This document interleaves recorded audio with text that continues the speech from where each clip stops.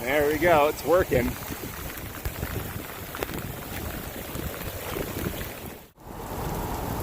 Wow, this one is totally full.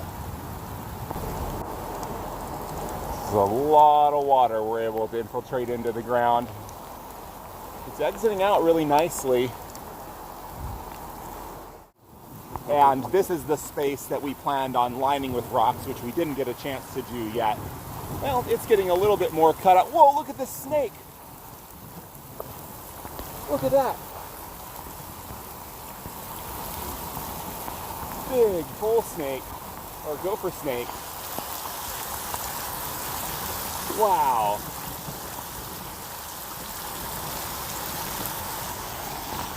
Well, the adventures